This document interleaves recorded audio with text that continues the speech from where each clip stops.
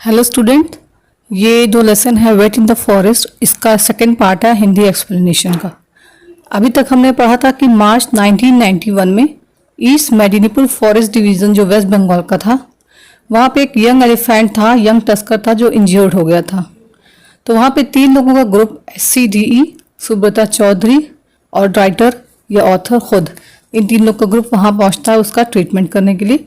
बाद में एक वेट भी इनको ज्वाइन कर लेता है।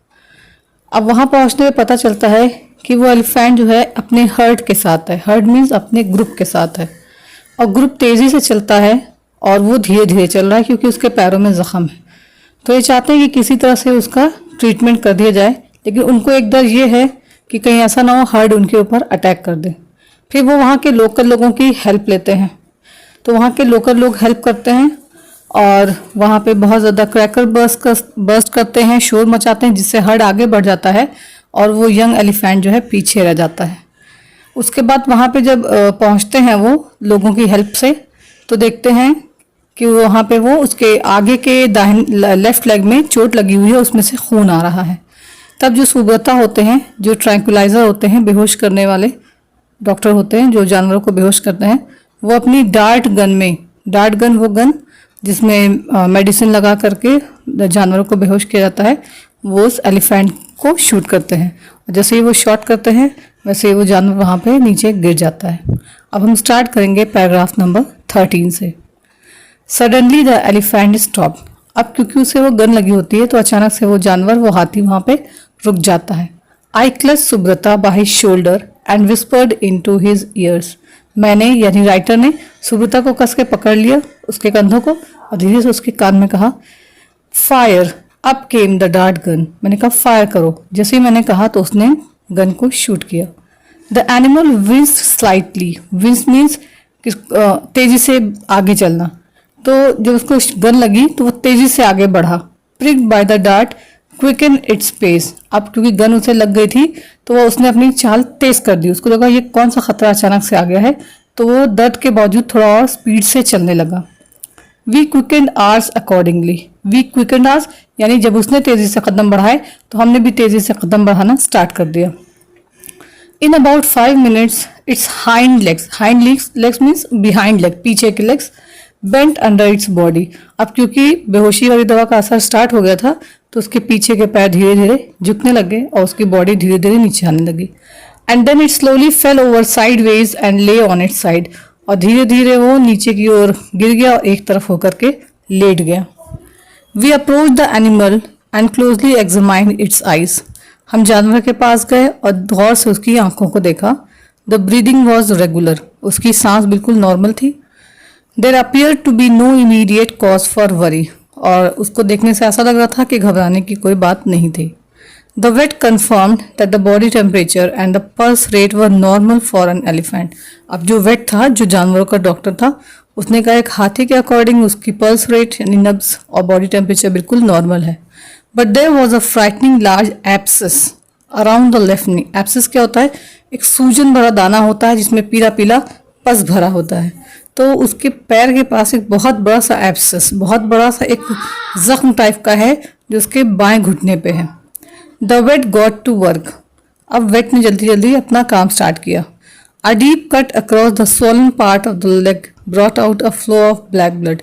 अब जो सूजा हुआ पार्ट था वहाँ पे उसने एक गहरा चाकू से निशान लगाया जिससे काले रंग का खून वहाँ से बहना स्टार्ट हो गया। काले रंग का खून मीन्स गंदा खून बॉडी से बाहर निकलने लगा। There was no other visible injury. Visible means जो दिखाई दे, injury means जख्म। इसके अलावा कोई इंजरी, कोई जख्म नहीं दिखाई दे रहा था, सिर्फ एक वही जख्म था on the elephant and nothing inside the wound। अब जख्म के अंदर कुछ भी नहीं था, सिर्फ वही एक गंदा काला खून था जो उसको तकलीफ दे रहा था, तो उसको भी इन लोगों ने कट करके बाहर निकाल दिया। The animal must have got injured stumbling over a cut piece of bamboo or a sal stump। ऐसा लगता था कि किसी बांस के पेड़ से या कोई साल का पेड़ था जिसकी कोई नोक निकली हुई थी, उससे लग रहा है इसको चोट लग गई थी और ये जख्मी हो गया था। After the necessary treatment of its leg and a shot of long acting antibiotic. Long acting antibiotic means वो एंटीबायोटिक जिसका असर बहुत देर तक रहता है। तो इन्होंने जो जो ट्रीटमेंट था वो किया और एक अच्छी एंटीबायोटिक का शॉट दिया इसको। We bandage the leg more for visual effect than as part of the treatment of its injury. और सबने मिलकर के उसके पैर को बैंडेज कर दिया और जो जख्म था उसका अच्छे से ट्रीटमेंट कर दिया. We knew perfectly well that the bandage would not stay more than a moment. हम लोग को बिल्कुल पता था अच्छी तरह से कि जो बैंडेज लगाया है वो ज़्यादा देर नहीं टिकेगा. Once the elephant was on its legs. जैसे एलिफेंट खड़ा होगा तो वो बैंडेज ज़्यादा नहीं टिकेगा. After being revived with the antidote. Revive में फिर से जिंदा कर देना यानी फिर से ठीक कर देना, कॉन्शियस में लाना. और एंटीडोट क्या होता है? एक ऐसी दवा होती है जो जहर के असर को कम करती है या किसी दवा के असर को, ड्रग के असर को कम करती है. तो इन लोगों को यकीन था कि जहाँ ये ठीक होगा, जहाँ ये खड़ा होगा, बैंडेज ज़्यादा देर तक नहीं टिकेगा, लेकिन उन लोगों ने फिर भी उसको एंटीडोट दिया. We expected the medicine to wear off any minute now. Wear off means उसका असर कम होना, और हमें उम्मीद हो रही थी कि दवा का असर किसी भी वक्त कम हो सकता है. But the elephant showed no sign of waking up. लेकिन अभी तक उस हाथी ने कोई ऐसा नहीं दिखाया था कि वो उठने वाला है. As an healthy elephant should do a few minutes after receiving the antidote. अब एक एंटीडोट अगर किसी हेल्दी एलिफेंट को या इंसान को दिया जाता है तो थोड़ी देर में जब तक उसका असर रहता है फिर वो उठ जाता है, लेकिन ये अभी तक सो ही रहा था, अभी तक ये उठा नहीं. The ever helpful villagers who were watching us from a distance brought buckets of water from a nearby stream to pour on the drugged animal to keep its body temperature down. अब वो villagers जो हर वक्त हमारी help को तैयार थे वो दूर से हमें देख रहे थे. उन्होंने क्या किया, पास की एक स्ट्रीम थी, झरना सा, वहाँ झरना था, वहाँ से बकेट्स में पानी भर भर के लाना स्टार्ट किया और ड्रग्ड एनिमल यानी जो दवा दी हुआ एनिमल था उसकी बॉडी पे उन्होंने पानी डालना शुरू किया ताकि उसका बॉडी टेम्परेचर नॉर्मल हो जाए. They also brought back the disturbing news that the herd was back and was making quite a bit of commotion. Commotion means बहुत शोर शराबा करना. Just beyond the stream. और उन्होंने साथ में ये भी न्यूज़ बताई कि जो हर्ड है, जो ग्रुप ऑफ एलिफेंट्स का वापस आ गया है और बहुत ज़्यादा उत्पात मचा रहा है, बहुत शोर मचा रहा है झरने के पीछे. The elephant, having made a couple of unsuccessful attempts at lifting its head, fell back into a deep sleep, gently snoring. अब बहुत से अनसक्सेसफुल अटेम्प्ट किए गए, उसका सर बार बार उठाया गया लेकिन वो बार बार गहरी नींद में चला जा रहा था और हल्के हल्के खर्राटे की आवाज़ें भी आ रही थी. As responsible managers, we should have stayed around for the moment of its revival. अब क्योंकि हम लोग उसको बहुत रिस्पॉन्सिबली मैनेज कर रहे थे तो हम चाहते थे वहाँ रुक सकते थे, लेकिन unfortunately there was not one sal tree strong enough to support a machan. हम चाहते थे वहाँ रुकना, लेकिन वहाँ पे कोई भी इतना मजबूत साल का पेड़ नहीं था जहाँ पे हम एक मचान बनाते, on which we could spend the night, जहाँ पे हम अपनी रात गुजारते और वहाँ से उस जानवर को ऑब्जर्व करते.